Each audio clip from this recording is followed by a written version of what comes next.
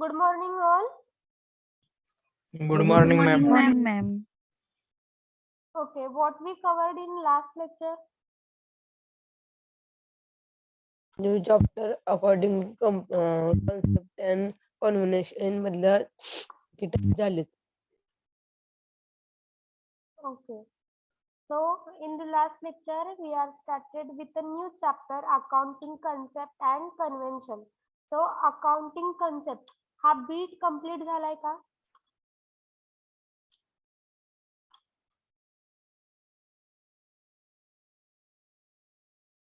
Ten type झालेत ma'am. 10 types. Okay. So, accounting concept मध्ये basically त्याच्यामध्ये total किती types आहेत? 10. 10 आहेत. First कोणता? Entity concept. Okay. Second. Dual accept concept. Okay. Third. Going concern Coincident concept. Okay. Fourth. Accounting period concept. Period concept. Okay. Fifth. Money measurement concept. Okay. Sixth. Cost concept. Concept. Okay. Seven. Revenue realization concept. Okay. Eight. Matching concept. Matching concept. Okay. Nine. Accrual concept. Okay. 10. objective rates and concept. Okay. So verifiable objective evidence concept. So last lecture la. So I remember that 9 types we are completed and 1 is remaining. So Yes, ma'am.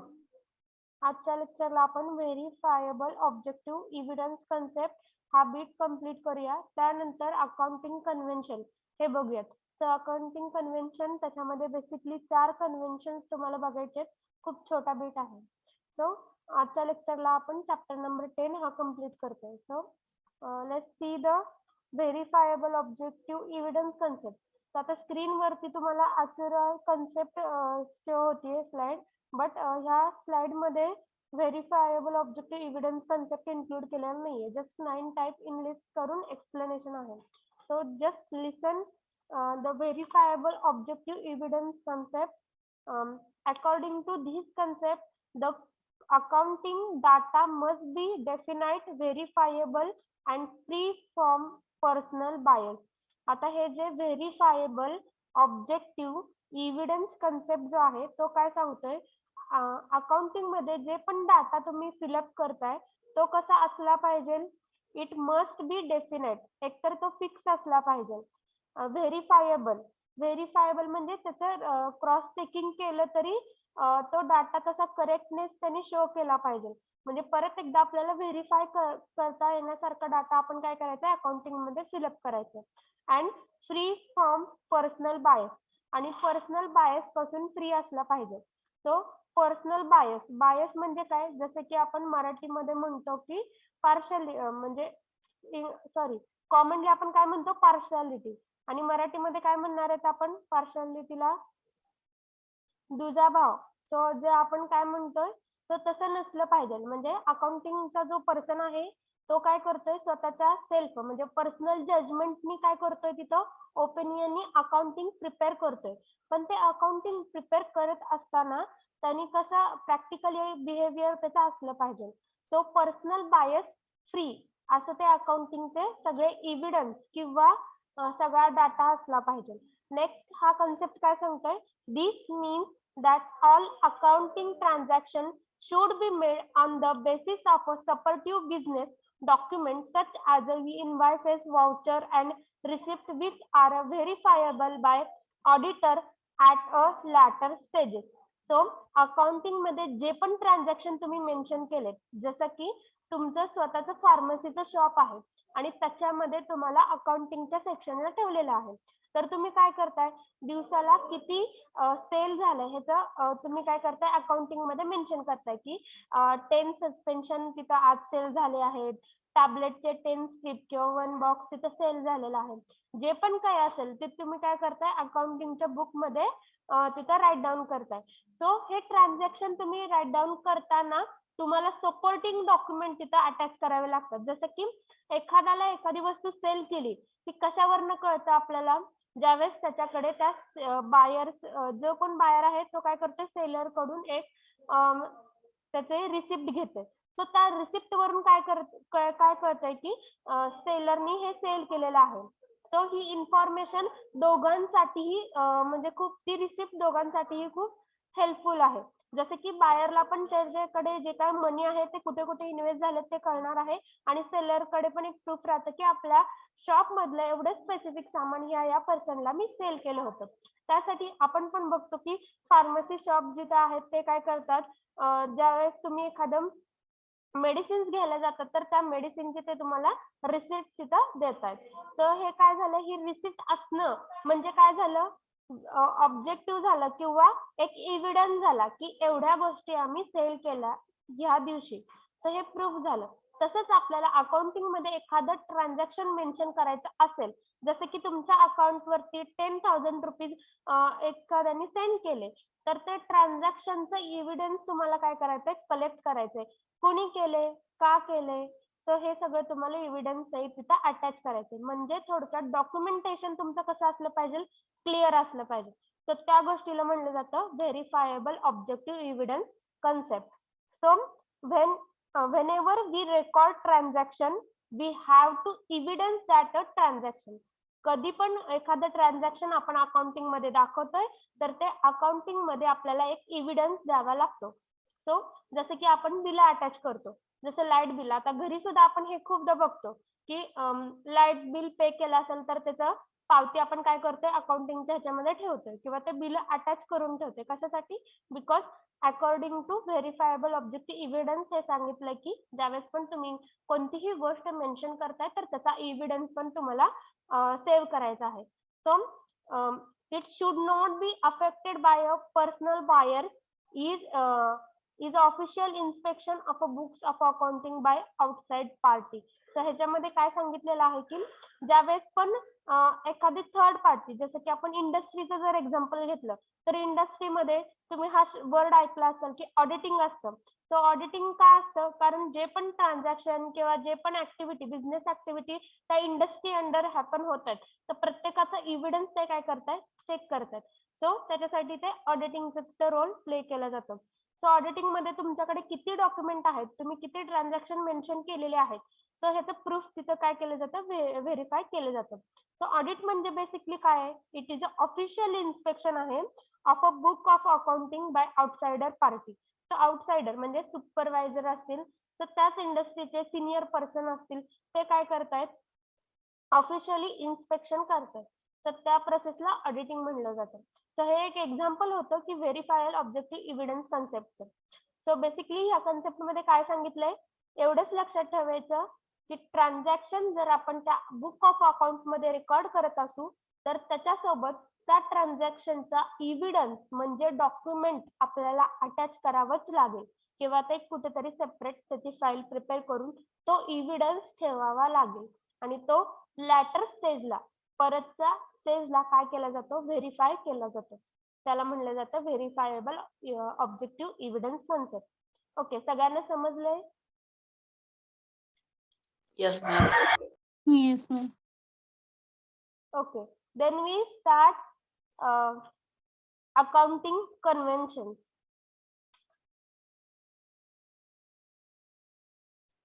The screen is visible to all. Yes, ma'am. Yes, ma'am. Yes, ma'am. Okay, so accounting convention. So firstly accounting conventions learn करताना पहिल्यांदा आपल्याला ह्या दोन वर्डचं meaning माहित असणं खूप गरजेचं आहे. सो अकाउंटिंग म्हणजे काय आहे, कोणाला सांगता येईल? अकाउंटिंग हे जो वर्ड आपण फ्रिक्वेंटली यूज करतोय तो वर्ड काय आहे?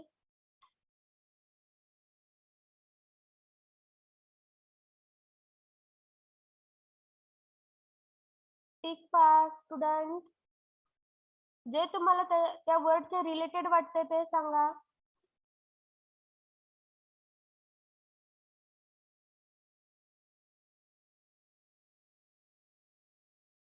आपण कशाला अकाउंटिंग म्हणतो?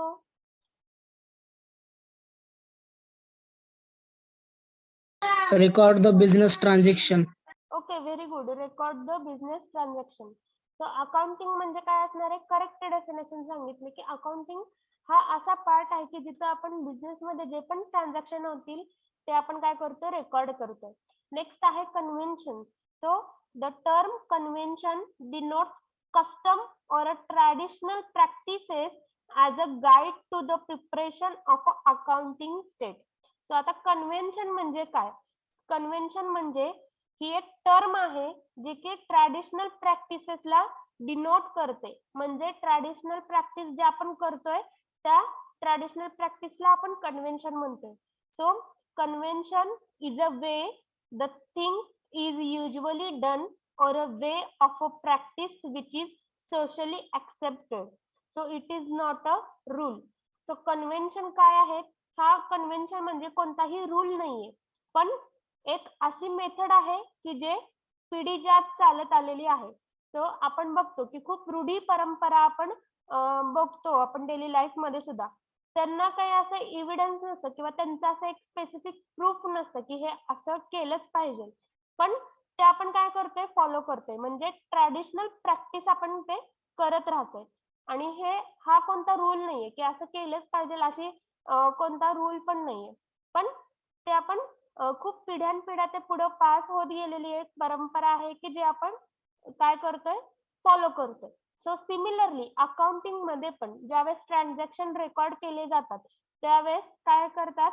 एक स्पेसिफिक मेथड यूज करतात किंवा एक स्पेसिफिक प्रॅक्टिस केली जाते, तर त्याच्यानेच ते अकाउंटिंग रेकॉर्ड केलं जातं. अकाउंटिंग मध्ये जे पण ट्रान्झॅक्शन आहेत ते रेकॉर्ड केले जातात. तर त्या टर्मिनॉलॉजीला काय म्हणलं जातं? कन्व्हेन्शन. जसं की फॉर एक्झाम्पल आपण बघतो डेली लाईफ मध्ये पण ज्यावेळेस पण मोठे आपल्या घरी येतात, सो पाहुणे वगैरे असतील तर त्यांना आपण ग्रीटिंग करताना, सो त्यांचं वेलकम करताना आपल्यापेक्षा मोठे असेल तर आपण काय करतो? पाया पडतो. So it means it is a convention. It is a one type of a convention. की जसं की हे करणं गरजेचं नाहीये किंवा हा कोणता रूल नाहीये की पाया पडावं लागतं, बट इथं आपण काय झालेलं आहे? इथं ट्रॅडिशनल प्रॅक्टिस आहे किंवा हे खूप पिढीजात हे पहिल्यापासूनच सगळे करतात, त्यामुळे आपण हे फॉलो करतो. आणि समजा आपण हे फॉलो नाही केलं तर कोणीही आपल्याला काही म्हणणार नाहीये. जरी ती प्रोसेस आपण फॉलो नाही केली तरी त्याच्यावरती कोणतीही ऍक्शन घेतली जात नाही. So it is not a rule, पण हे काय आहे? ट्रॅडिशनली ते चालत आलेलं आहे, तर त्या गोष्टीला आपण म्हणतोय कन्व्हेन्शन. मग तुमच्या कोणाच तरी गुगलच्या everyone mute yourself, do not disturb the class. Everyone. Okay. So accounting convention, in that there is a 4 types: disclosure, materiality, consistency, and conservatism. So these are the conventions. So conventions of consistency, convention of full disclosure, conventions of materiality, and convention of conservatism. This is the 4 types in the accounting convention. So let's see one by one.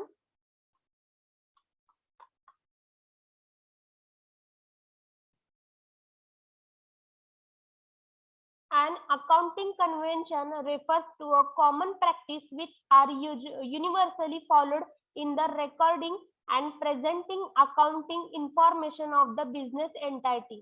Convention denote custom or traditional or usage which are in use since long. To be clear, these are nothing but unwritten laws. The accountants have to adopt the usage or a custom which are used as a guide in the preparation of accounting reports and statements. These conventions are known as a doctrine. So next बघा, हे introductory part होता जो की मी आता explain केलं. Next आपण बघतोय convention of consistency. So in that the convention of consistency means that same accounting principles should be used for preparing financial statement year after year. A meaningful conclusion can be drawn from a financial statement of the same enterprises when there is a comparison between them over a period of a time. ज्यावेळेस पण एखादी गोष्ट आपण right down करतोय किंवा त्या book of account मध्ये transaction mention करतोय, तर एक स्पेसिफिक मेथडनी ते काय केलं पाहिजे, मेन्शन केलं पाहिजे. आणि वर्षानुवर्ष तीच मेथड आपण पुढं वापरली पाहिजे. जसं की आपण पण बघतो आपल्या फॅमिली बिझनेस मध्ये एखादी गोष्ट असते की जी पिढी जात असते. जसं की एखादे अकाउंटिंग म्हणजे कसं अकाउंटिंग मध्ये ट्रान्झॅक्शन कसे मेन्शन करायचे हे प्रत्येकाचं डिफरंट असू शकतं. सो ती काय करायचे आपल्याला पुढं तसंच ते कंटिन्यू मध्ये ठेवायचं आहे. म्हणजे एक कन्सिस्टन्सी मेंटेन केली पाहिजे. जसं की समजा for example book of accounting मध्ये डेबिट आणि क्रेडिट ह्या दोन कॉलमच्या हेल्पनी जर अकाउंटिंगचे ट्रान्झॅक्शन मेन्शन केले जात असतील, तर आपल्याला काय करायचंय, वर्षानुवर्ष तीच मेथड वापरायची. जसं की तुमच्या वडिलांनी ती जर मेथड यूज केली असेल की डेबिट किती झाले आणि क्रेडिट किती झाले दिवसाचे ते रेकॉर्ड करायचे, तर नेक्स्ट त्यांचा मुलगा पण काय करेल, त्याच मेथडनी पुढे बिझनेस हँडल करेल. तर त्या गोष्टीला आपण म्हणतोय कन्व्हेन्शन ऑफ अ कन्सिस्टन्सी. म्हणजे जे पण मेथड तुम्ही यूज करताय, म्हणजे बिझनेस ज्यावेळेस स्टार्ट झाला होता त्यावेळेस अकाउंटिंगचे जे ट्रान्झॅक्शन आहेत ते रेकॉर्ड करताना जी मेथड वापरली गेली तीच पुढे आपल्याला काय करायचंय, कंटिन्यू मध्ये आणायचं आहे. त्याला आपण म्हणतोय convention of a consistency. The convention of a consistency means that same accounting principle should be used for preparing a financial statement year after year. किती वर्षापर्यंत आपण काय करू शकतो, ते त्याच मेथड यूज करून तेच प्रिन्सिपल यूज करून आपल्याला फायनान्शियल स्टेटमेंट प्रिपेअर करायचं असतं. A meaningful conclusion can be drawn from the financial statement of the same enterprises when there is a comparison between them over a period of a time.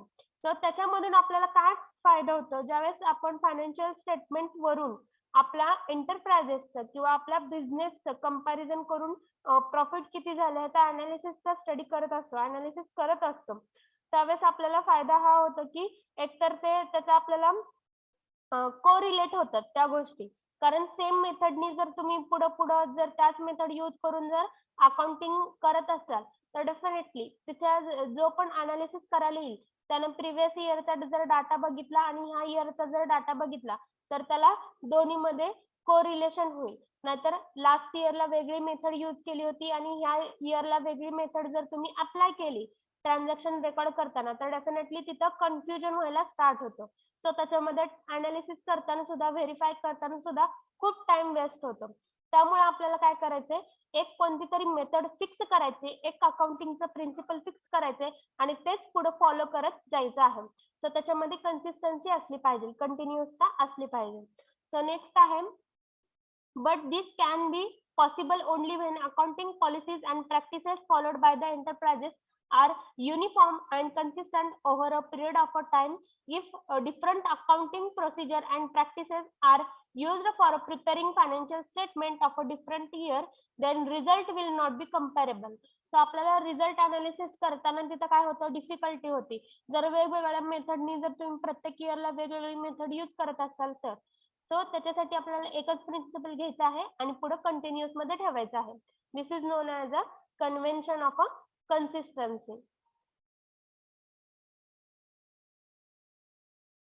Next आहे convention of a full disclosure or convention of a disclosure. The convention of a disclosure implies that all material information must be disclosed and the accounts are prepared honestly. It is essential that there should be full disclosure of all important and necessary information along with the details while preparing the financial statement. It is beneficial to all those persons who are interested in the business to know the correct position of the business. So convention of the full disclosure मध्ये काय सांगितलंय, ज्या पण गोष्टी business activity happen होत आहेत त्या आपल्याला काय करायचं आहे, ट्रान्झॅक्शन ते मेन्शन करायचे, त्या ऍक्टिव्हिटी आपल्याला मेन्शन करायचे. त्याला म्हणलं जातं फुल डिस्क्लोजर. जे पण होतंय ते आपल्याला काय करायचंय, त्या बुक ऑफ अकाउंट मध्ये राईट डाऊन करायचं आहे. Wait for a minute.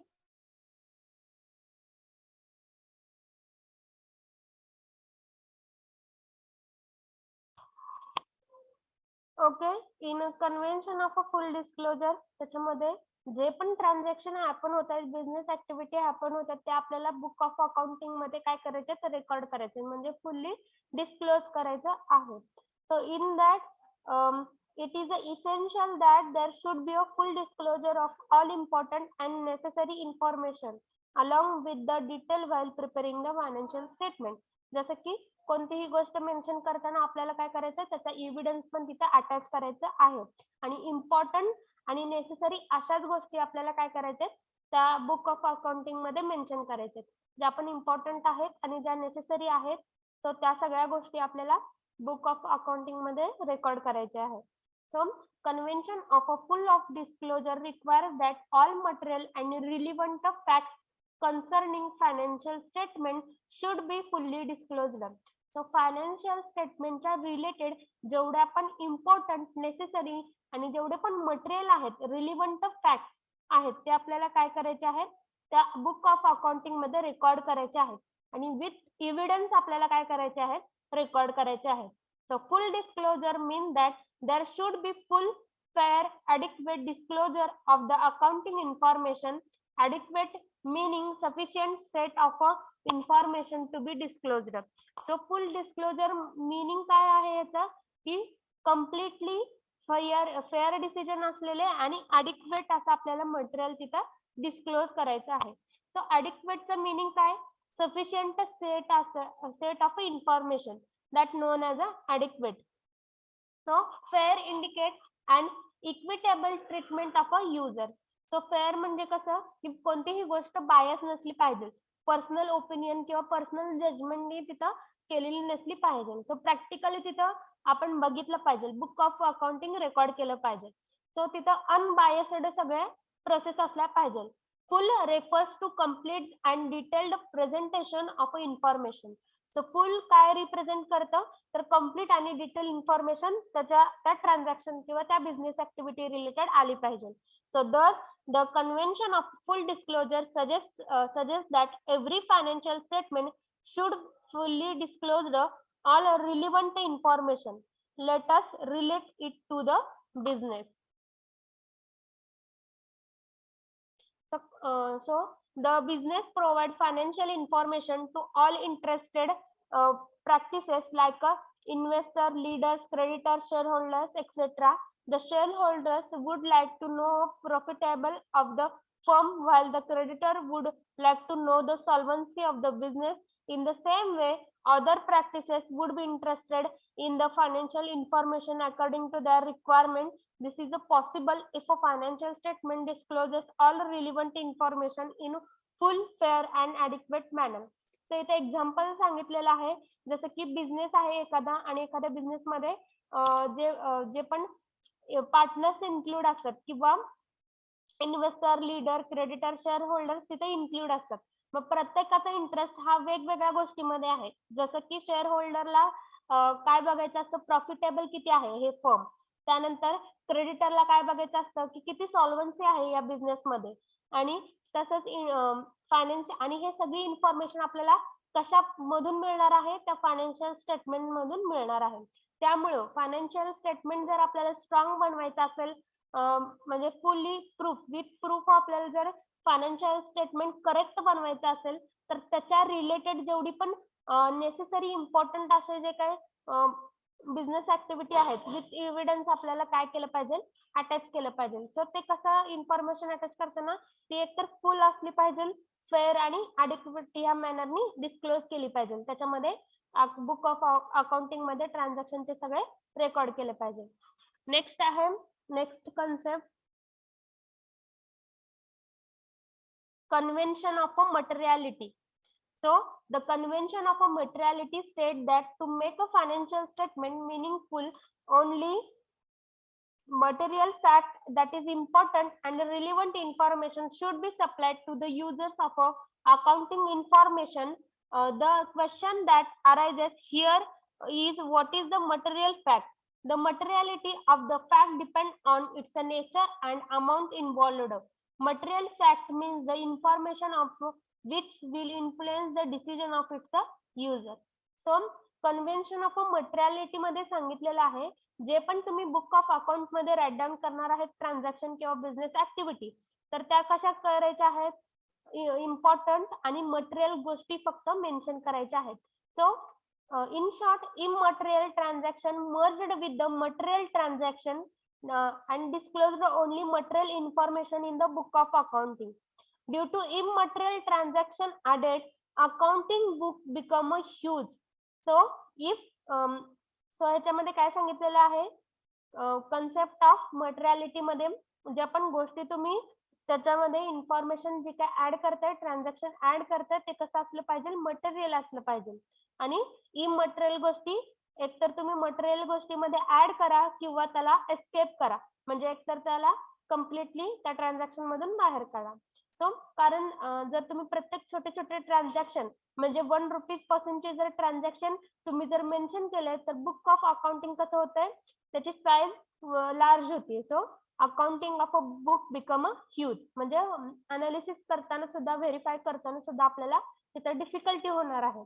त्यासाठी इमटेरियल गोष्टी, इमटेरियल ट्रान्झॅक्शन मटेरियल ट्रान्झॅक्शन मध्ये मर्ज करायचे आहेत. सो एकत्रित करून तुम्हाला तिथं राईट डाऊन करायचं आहे. So this is the convention of a materiality.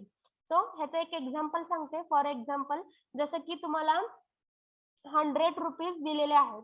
So घरच्यांनी तुम्हाला 100 रुपीज दिलेले आहेत आणि तुम्हाला मार्केटमधून सामान आणायला सांगितलं. तर जे घरच्यांनी लिस्ट दिलेली आहे त्या लिस्टनुसार तुम्ही काय केलं, प्रत्येक जी वस्तू आहे ती परचेस केली. त्यानंतर तुम्ही काय केलंय त्याच्यामध्ये, स्वतःसाठी पण म्हणजे त्याच्यामध्ये समजा 1 रुपीजचं जर तुम्ही कॅन्डी वगैरे घेतली, तर चॉकलेट कॅन्डी घेतली, तर ते तुम्ही आता घरच्यांना सांगताना तुम्ही जर असं सांगत राहिला की जसं की तुम्ही आता मार्केटमध्ये गेला आहात सब्जी वगैरे आणायला, तर 5 रुपयाची कोथिंबीर घेतली, त्यानंतर 10 रुपीजचं जे काय सब्जी होती ते घेतली, 50 रुपीचं काय होतं ते घेतलं, असं जर तुम्ही सांगितलं तर डेफिनेटली ते काय झालं, इमटेरियल गोष्टी. ठीक आहे, तुम्हाला लिस्ट दिली होती त्यानुसार तुम्ही ते आणणारच आहे, ते एवढं तर फिक्स आहे. पण घरचे काय विचारणार, 100 रुपीज मधून तू परचेस केल्यानंतर किती रुपीज रिमेनिंग राहिले. तर तुम्ही जे पण काय मटेरियल आणायला सांगितलं होतं त्याच्यामध्ये जर समजा 90 रुपीज तुम्ही तिथं 90 रुपीज तिथं खर्च झाले, तर किती रुपीज राहतात, 10 रुपीज राहतात. सो इथं इम्पॉर्टंट काय आहे की 100 रुपीज घरच्यांनी दिलेले आहेत. या ट्रान्झॅक्शन मध्ये इम्पॉर्टंट बघा, 100 रुपीज घरच्यांनी दिलेले आहेत आणि मटेरियल आणल्यानंतर परचेस केल्यानंतर 10 रुपीज रिमेनिंग राहतात. दिस इज द इम्पॉर्टंट थिंग की किती गेले आणि किती आले. सो तुम्ही घरी गेल्यानंतर प्रत्येक गोष्टीचा जर रेट सांगत बसलात तर दिस इज द इमटेरियल, म्हणजे ते प्रत्येक गोष्टीचा रेट लिहिणं प्रत्येक वेळेस गरजेचं नाहीये. सो राऊंड फिगर आपल्याला करायचे आहे आणि जस्ट या दिवशी फक्त मार्केटमध्ये गेल्यावरती 100 रुपीज लागले किंवा 90 रुपीज लागले, हे एवढं इन शॉर्ट तुम्हाला त्या बुक ऑफ अकाउंटिंग मध्ये लिहायचंय. आणि इव्हिडन्स मध्ये मेंटेन करताना मात्र तुम्हाला प्रत्येक गोष्टीचा इव्हिडन्स मध्ये किंवा डॉक्युमेंटेशन करताना रेट तिथे मेन्शन करायचा आहे. So this is non as a convention of a materiality. Material गोष्टी फक्त तिथे राईट डाऊन करायच्या. स्पेसिफिक इव्हेंट जसं की मंथली सॅलरी आपण एम्प्लॉईजला देतो, सो किती देतो ते आपण मेन्शन करायचं आहे, टोटल अमाऊंट. आणि त्यानंतर डॉक्युमेंटेशन मध्ये प्रत्येक पर्सनचं नाव आणि त्याला किती आहे पेमेंट हे तुम्हाला मेन्शन करायचं आहे. सो लाईक वाईज तुम्हाला ते बुक ऑफ अकाउंटिंग मध्ये प्रत्येक ट्रान्झॅक्शन रेकॉर्ड करायचं. सो नेक्स्ट बघा, convention of a conservatism.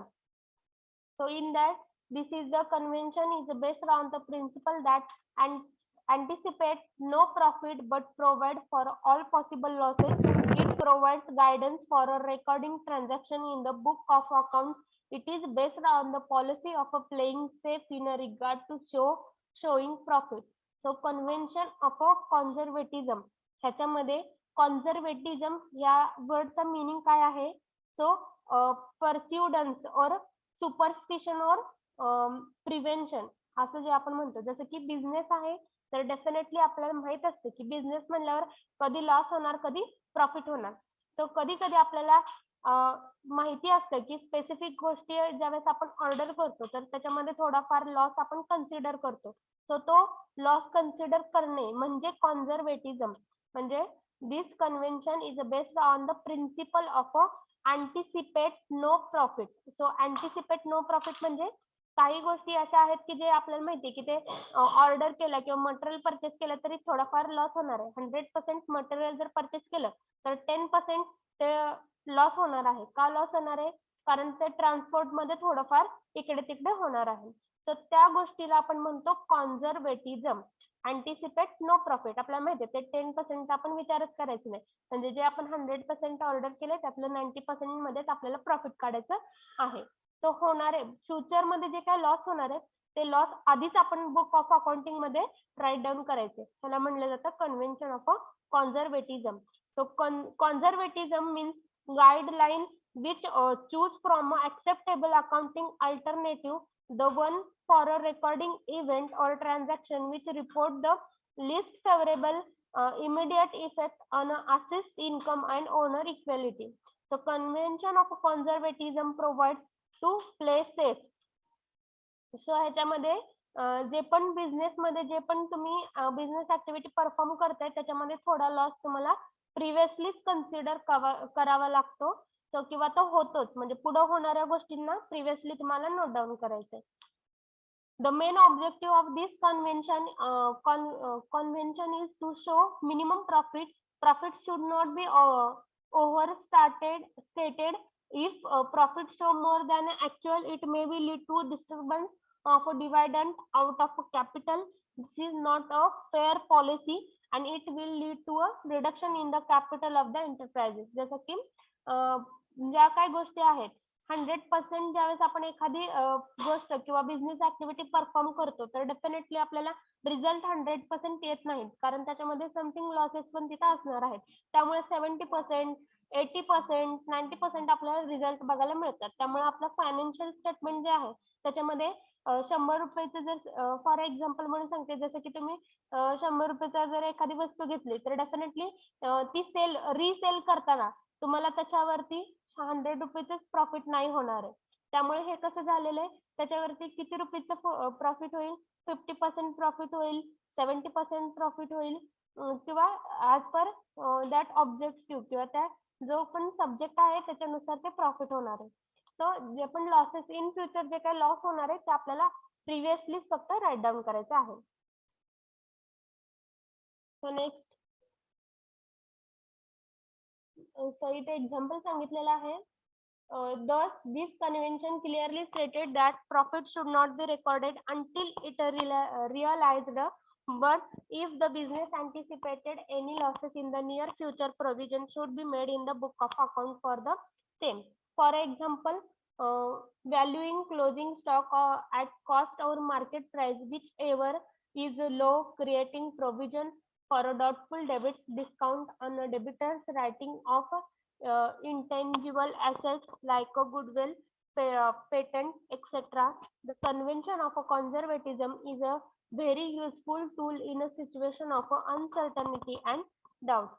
त्याच्यामध्ये सांगितलेलं आहे की जसं की मार्केटमध्ये क्लोजिंग स्टॉक आणि closing stock at a cost हे तुम्ही मेन्शन करू शकता किंवा मार्केट प्राइस तुम्ही बुक ऑफ अकाउंट मध्ये राईट डाऊन करू शकता. Okay, here our convention of conservatism is completed along with chapter number 10 is completed. So anyone have any doubt regarding accounting concept and conventions? No, ma'am. एकच जण म्हणतोय no No, ma'am. ma'am. Okay, so accounting conventions किती आहेत? किती types येतात? 4 type. Okay, 4 types. In that, in list करा 4 types. Disclosure, Disclosure, materiality, materiality, consistency, and consistency, convergency. and conservatism. Okay okay, जर कुणाला काय डाऊट नसतील तर आपण स्टॉप करूया. We will stop here. In today's lecture, we are completed chapter number 10. So in next lecture, we are going to learn next chapter. from the subject of a DSBM.